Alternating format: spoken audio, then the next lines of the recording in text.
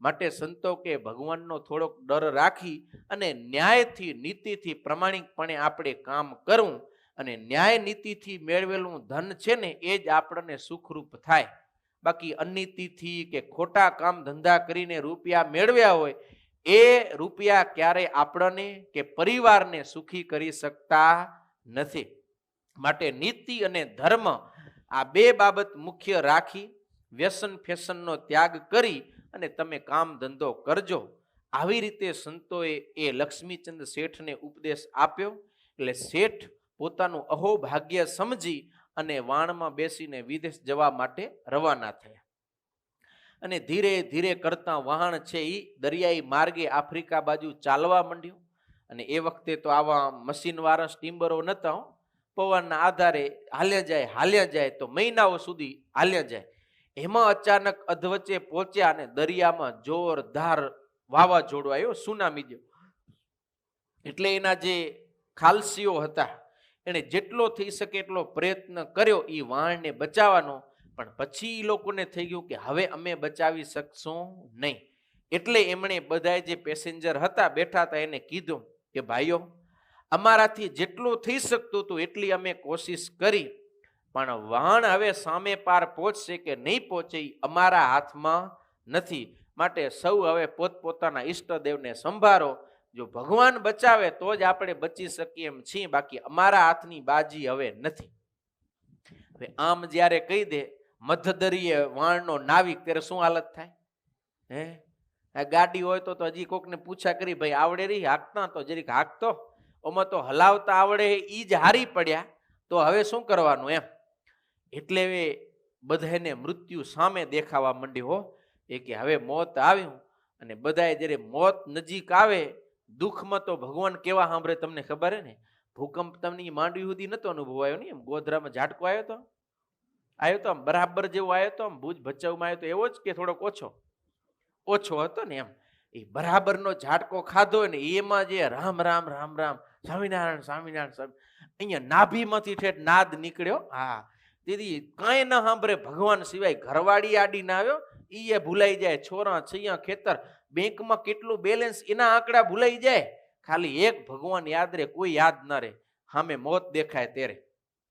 એટલે બધાએ આમ હૃદયના સાચા ભાવથી ભગવાનને સંભાળવા માંડ્યા. અને બધાને જ્યારે પ્રાર્થના કરીને તો ભગવત કૃપાથી વાવાઝોડું શાંત થયું અને ધીમે ધીમે પેલે પાર પહોંચ્યા. આફ્રિકાના કોઈ મોટા શહેરની અંદર કોઈ મોટા શેઠની પેઢી ચાલતી હતી અને એમાં હજારો માણસો કામ કરતા હતા. એની અંદર આ લક્ષ્મીચંદ શેઠે પણ નોકરી કરી.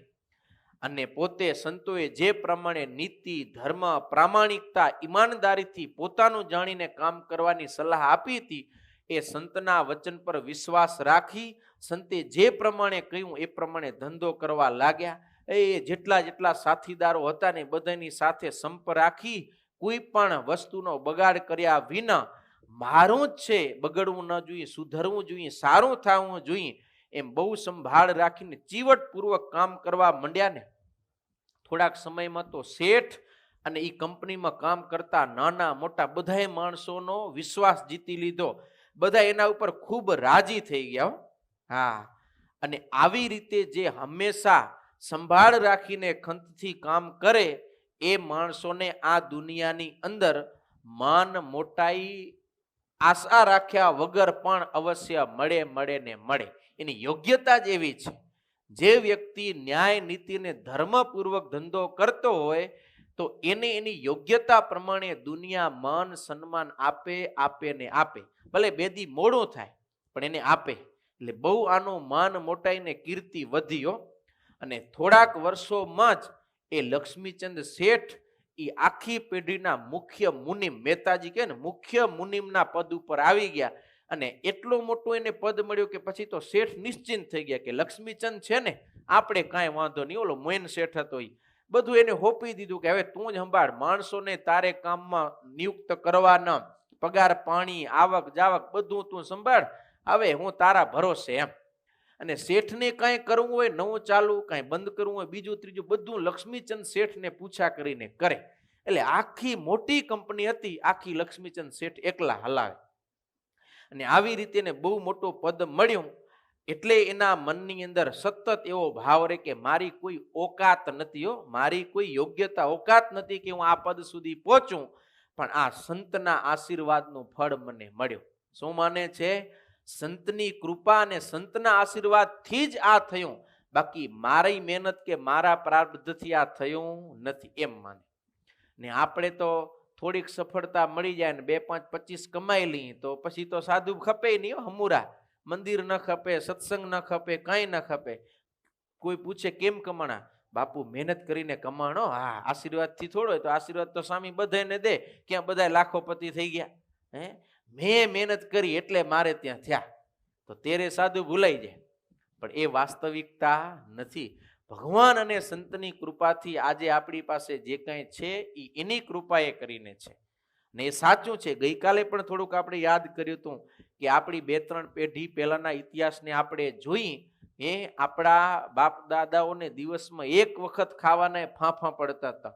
એ વખતે આ સંતોએ ગામડે ગામડે આખી 24સીમાં, માંડવીમાં, વાડીએ ઉતારે ફરી ફરી અને સંતોએ ભગવાનની ઓળખાણ કરાવી, સત્સંગના નિયમ ધર્મ વર્તમાન આપ્યા અને દેવને ધર્માદો કાઢવાની વાત કરી. અને એના પ્રતાપે ધીરે ધીરે કચ્છ 24ની આખી કાયા પલટ થઈ અને આજે દુનિયાની અંદર મોટા મોટા અમીરોની અંદર કચ્છના માણસોના નામ આવે. વેલા એશિયાની અંદર નંબર 1 પૈસાદાર ગામ તો કે કચ્છમાં. ખબર હે તમને? હા.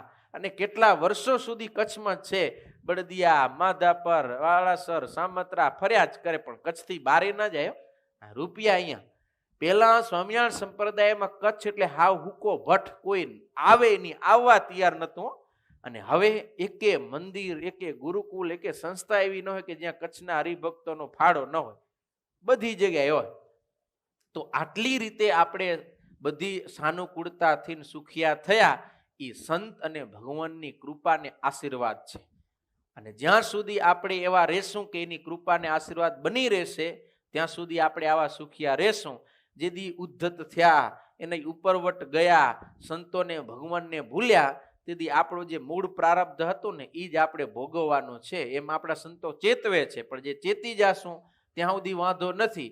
અને આપણી વાતને સમજ્યા નહીં અને આપણી કરવા માંડ્યા, તેથી આપણું પ્રારબ્ધ પાછું ભોગવવું પડશે ને બીજાના કેટલાયને ભોગવવા પડે. હા, કચ્છમાં આપણી પાસે હતું એના પહેલા બીજા પાસે હતું, પણ એ પછી પોતાની રીતે કરવા માંડ્યા ને તો આજે જેવા હતા ને એવા થઈ ગયા. સમજી ગયા ને તમે? એટલે આપણે ક્યારે પણ સંતની કૃપા કે આશીર્વાદ એને ભૂલવા જોઈએ નહીં. એટલે આમ પોતે ખૂબ મહિમા રાખતા અને સંતોએ જેને 5 માળાનો નિયમ આપ્યો હતો એ ધીરે ધીરે વધારતા રોજ 50 માળા કરે ત્યાં સુધી એનો નિયમ પહોંચ્યો ને શ્રદ્ધાથી 50 માળા નિયમિત રીતે કરે. પણ ધનની બહુ તૃષ્ણાને કારણે સંતે જે બહુ લોભ ન રાખવો એ વાત કરી હતી ને એ ભૂલાઈ ગઈ. ને રૂપિયા મળતા હતા ને, રૂપિયા આવતા હતા એટલે પછી એ લોભ વિશેષ જાગ્યો. એટલે 5-7 વર્ષ સુધી ત્યાં રહ્યા ને એમાં ઘણા પૈસા મળ્યા. એમાં પછી દેશ જવાનો વિચાર હાવ માંડી વાળ્યો. રૂપિયા આવે જ છે રે ને, તો દેશ જવાનો વિચાર માંડી વાળ્યો.